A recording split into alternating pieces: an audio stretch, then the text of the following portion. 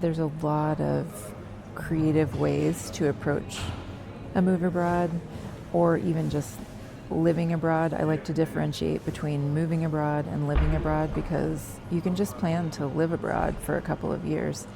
And then you can decide later, maybe you decide, like, I don't want to come back to the States. For us, we didn't know if we were going to be able to stay out of the States permanently. We just began our adventure of living abroad, and then slowly figured out a way that we could more permanently stay abroad. So you have options.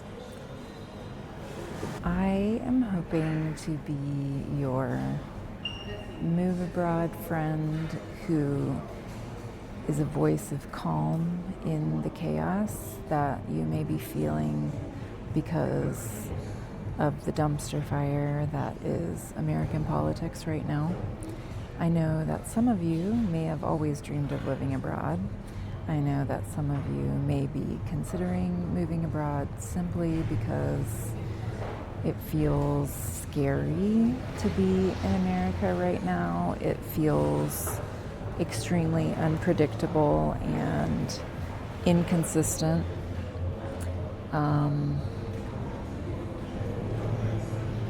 And it may be hard to look into the future and feel hope for yourself, for your family. And so my absolute goal here is to just provide a sense of like relief and grounding for you as you consider really hard questions. Or if you're somebody who's like, I've always sort of wanted to do this. I've always wanted to live abroad, and now is the time. Like, there are going to be some of you who, like, this has maybe always been a desire of yours. And so whatever the reason that you're here, I welcome you. I am calm and chill. I'm also concerned. I have loved ones in the States. I have my family, most of my immediate family here with me in Portugal, but I have tons of extended family in the States. One of my older children just is moving back to the States, like literally today, so that she can work. So I just want to say, like, I'm in it with you, but also I have the privilege of being here in Europe, being in a calm place for myself. So having gone through the international move as a big family, without being like transferring with a company, like we just figured out everything ourselves. So that's why I think that I felt like my voice was needed in this space, because people are either like panicking, which is completely understandable, but it's not a good foundation for moving abroad, or people like don't have complicated lives. Like you can learn a lot from somebody who's moved abroad, like as a solo person or just in a couple.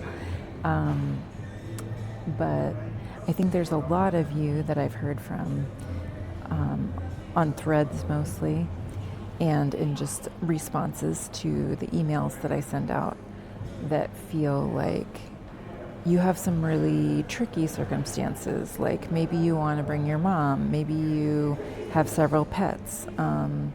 There's like these things that make the move abroad process feel really complicated. I've heard from people who have medical conditions and don't feel like they can just like slow travel around. I sort of recommend trying out different countries.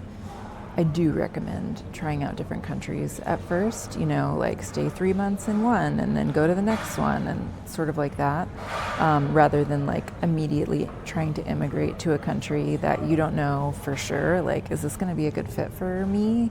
Is this going to be a good fit for my family or whoever I'm bringing with me? So, so I would just say,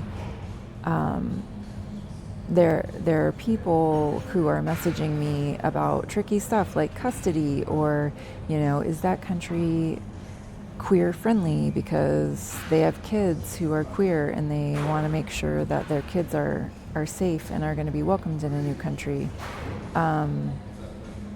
There are like multiracial families like mine, or black families. Just there's so many people who are in a situation, back to the medical thing, where, there's reasons why it doesn't feel just straightforward to like take off, I think it's not straightforward for really anyone who has kids, or doesn't feel straightforward. And so I really want to be like a calming presence, because there are people from all walks of life doing this thing, moving abroad, living abroad for a couple of years. Like, it doesn't have to be forever. That's another misconception a lot of people have, is like, I need to find a place I can immigrate to forever. Like, no, you don't. You don't need to go there straight to that, But for medical stuff, you can choose like a medical base. One woman who was emailing with me was saying like she needs regular medical checks for a condition that she has. That's possible, even if you aren't going to base and stay in one country. You don't have to get like a long-term visa in order to have consistent medical care. There's ways to do that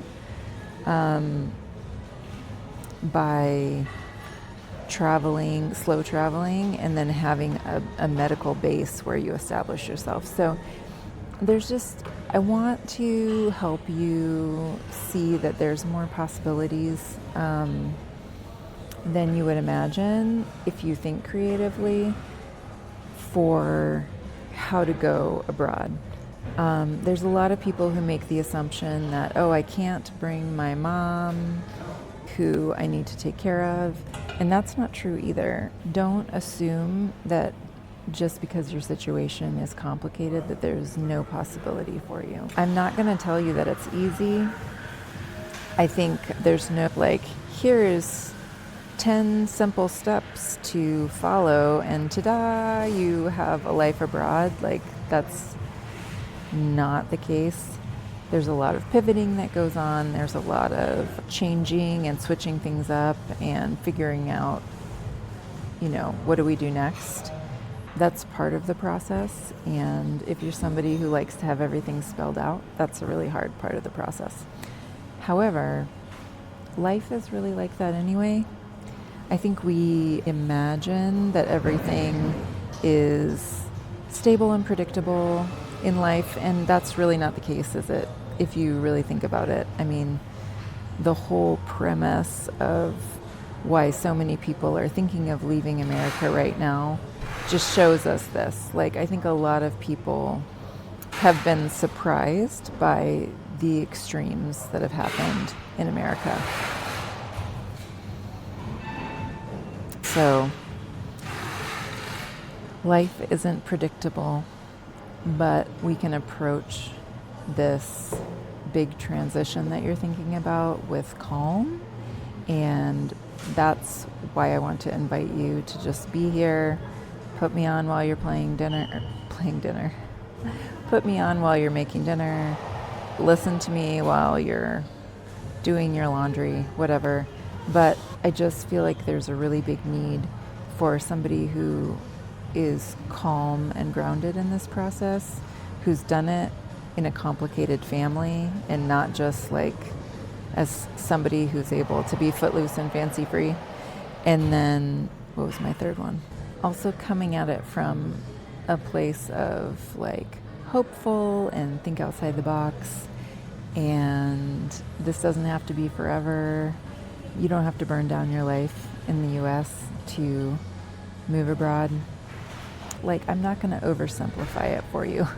I'm not going to promise you that I have the way to help you with this process. that you won't make mistakes. Mistakes are just part of it. However, you can listen and learn here so that hopefully you can avoid the mistakes that we made and you can set yourself up for a smoother process than we had. So I just invite you to stick around for a voice of reason in a time that feels like there's not a lot of reason.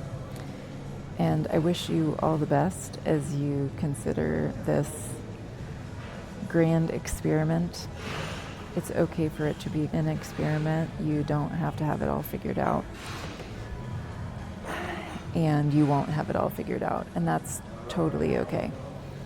If you can lean really far into your hopes, and not only your fears, but if you are able to name your fears and be honest about them, like those are both really essential pieces to this process. So that's what I encourage you the most.